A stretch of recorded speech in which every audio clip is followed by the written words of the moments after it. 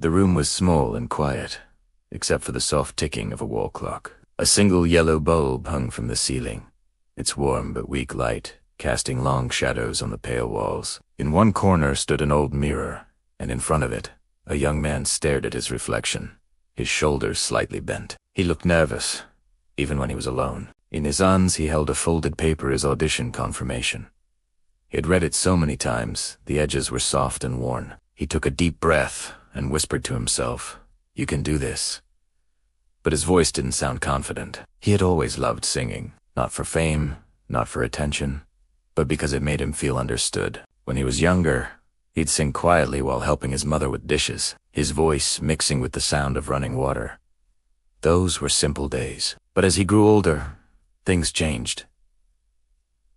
In school, he tried to sing during a small event. A few students laughed, not loudly, but it was enough. Enough for him to hear, enough for him to remember. That day, his confidence cracked. Later, he joined a local competition. The stage was small, the microphone made a sharp noise, and his hands were sweating so much he could barely hold it steady. He forgot a few lyrics. The silence from the audience felt heavier than any noise. He didn't win. On the way home that night, the streetlights were blurry through his tears. He told himself it didn't matter, but it did. After that, he stopped singing in public. He still sang, but only in his room. Every night, he would sit on the edge of his bed with his old headphones. Sometimes he would sing softly. Other nights, when no one was home, he would sing louder. On those nights, he felt free. But freedom inside a small room isn't the same as courage on a big stage. Weeks ago, he saw an ad for a large talent show audition. It felt impossible. People from all over the country would be there. Cameras. Bright lights.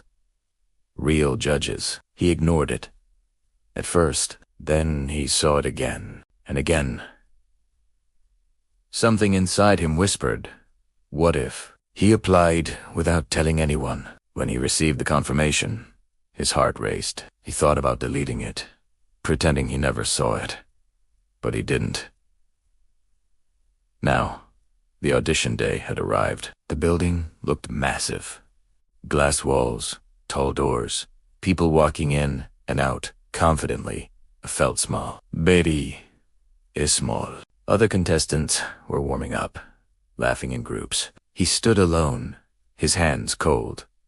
A staff member called his number. His throat suddenly felt dry. He walked down a long, shiny hallway, each step echoing slightly. Reaching the backstage area, he peeked through a small opening in the curtain. The stage was beautiful. Blue and purple lights moved slowly across the background. The audience was full. In front of the stage sat the judges, looking calm and serious. He stepped back quickly. For a moment, he considered leaving. No one would stop him. He could walk out, go home, and return to his small, safe room. His chest felt tight. A voice inside him said, "You are not ready." Another voice whispered, "You have been ready for years." His name was called. The curtain slowly opened. The lights were brighter than he had imagined, a strong spotlight shining directly at him. He walked to the center of the stage, each step feeling heavy. He held the microphone stand, his fingers shaking slightly. One judge smiled politely and asked, "Why are you here today?" He swallowed. "Hi." "I love to sing," he replied softly, his voice echoing through the large hall. The judge nodded. "What will you sing?" He mentioned the song title, an emotional piece about heartbreak and healing. The music began. The first piano notes were gentle. He closed his eyes for a second. When he sang the first line, his voice trembled just a little. He heard his own fear in the sound. For a tiny moment, old memories rushed back, the laughter, the silence, the long walk home. His grip tightened around the microphone.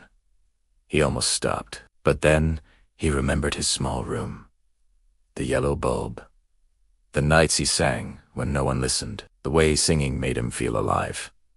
He took a deeper breath. This time, when he continued, there was more feeling in his voice. Not perfection, not power, but honesty. The audience grew quieter. He couldn't see their faces clearly, but he felt something shift in the air. His fear was still there, but it was no longer controlling him. It was simply standing beside him, and he kept singing. This story reminds us that courage isn't the absence of fear, but the choice to act despite it. Your voice, your passion, deserves to be heard, even if it starts as a whisper. If you've ever faced a fear like this, know you're not alone. And if this story resonated with you, please like, share, and subscribe for more. Thank you for watching. He kept singing. The second verse came, and this time his voice did not shake as much. It was still soft, but now it carried something deeper. It carried truth. The bright spotlight no longer felt like an enemy. It felt warm on his face. The cold fear inside his chest slowly began to melt. He opened his eyes. The audience was quiet. Very quiet. No whispering. No movement. Just listening. One of the judges, who had been leaning back in his chair earlier, was now leaning forward. His hands were folded under his chin. Another judge had stopped writing notes and was simply watching. The young man felt his heart beat again, but it was different now. It was not racing from panic. It was beating with purpose. The song moved into the chorus. This was the part he had practiced the most, in his small room under the yellow bulb, the part where emotion rises like a wave. He took a deeper breath than before. When he sang the first high note, something changed. It was not louder. It was stronger. His voice filled the large hall in a way it had never filled his small bedroom. It carried pain from past embarrassment. It carried hope he had hidden for years. It carried every lonely night he had wondered if he was good enough. The sound did not feel fragile anymore. It felt brave. A woman in the audience slowly placed her hand over her mouth. A man in the second row nodded gently to the rhythm. Someone near the back wiped their eyes. He did not see all of this clearly, but it felt Italiano. For the first time on a stage, he did not feel judged. He felt heard. The music softened again. The bridge of the song approached the quiet, emotional part where everything slows down before the final rise. His mind tried one last time to bring back doubt. What if your voice cracks? What if this is not enough? But those thoughts did not stay long, because now there was another voice inside him. Calm. Steady. Just sing. He remembered washing dishes with his mother years ago. The warm kitchen light. The simple happiness of singing without fear. He let that memory guide him. His voice turned softer, almost like a whisper, but every word was clear. It felt like he was telling his story, not performing for strangers. The hall was so silent that the faint hum of the stage speakers could be heard between notes.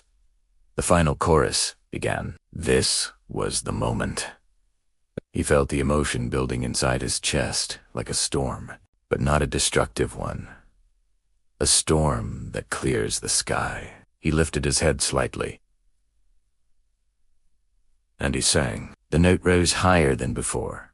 Not perfect, not flawless, but full of heart. It stretched across the hall and seemed to hang in the air for a second longer than expected. The lights reflected in his slightly teary eyes.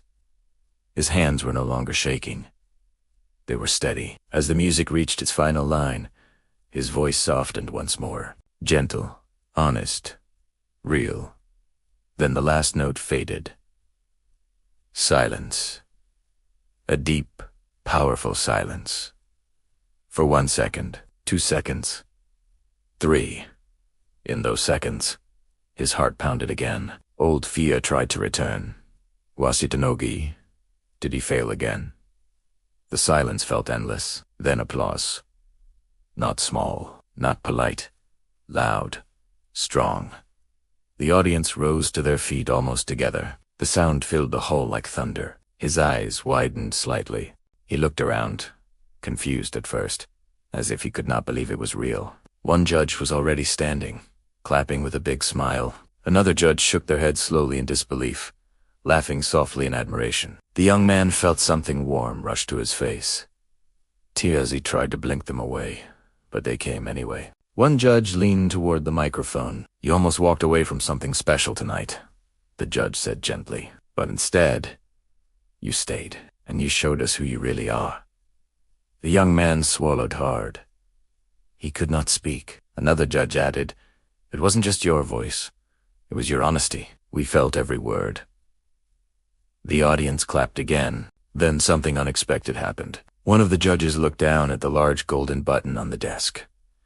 The famous one, the button that changes lives. The young man noticed the movement and felt his breath stop. The judge looked at him and said, "You came here afraid, but fear does not deserve to win." The judge's hands slowly lifted. For a tiny moment, everything seemed to slow down. The lights, the sounds,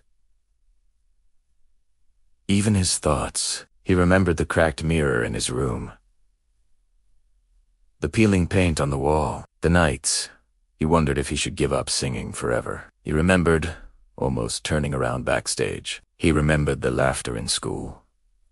And he realized something. If I had left, none of this would exist. The judge pressed the button. A loud golden sound burst through the speakers. Gold confetti exploded from above, raining down like shining stars. The audience cheered even louder. Music filled the hall in celebration. The young man covered his face with both hands as tears finally fell freely. He was not crying because he won something. He was crying because he did not run away. The judge walked onto the stage and gave him a warm hug. "You earned this," the judge whispered. The golden pieces of confetti stuck to his hair and shoulders. The bright lights no longer felt scary. They felt welcoming. He looked up at the audience once more. This time, he stood taller, not because he had become someone new, but because he had finally accepted who he was, a person who feels fear and sings. Anyway, as the cheering slowly softened, he stepped toward the microphone one last time. His voice was shaky again, but for a different reason. "Thank you," he said quietly. "I was scared. I almost didn't come." The audience responded with soft supportive applause. He continued, "If you're afraid of something, don't let that be the reason you stop." His words were simple, but they were true. Back in his small room later that night, the yellow bulb still hung from the ceiling. The cracked mirror still leaned in the corner. The walls were still peeling. Nothing there had changed. But he had. He looked at his reflection again. This time, he did not see a nervous boy hiding from the world. He saw someone who stepped into the light. Fear will always exist. Doubt will always whisper. But courage is not about being fearless. It is about moving forward even when your hands are shaking. And sometimes, the stage that scares you the most becomes the place where you finally feel free. If this story touched your heart even a little, remember to support and share it with someone who needs courage today. Because one small step onto a frightening stage might be the step that changes everything.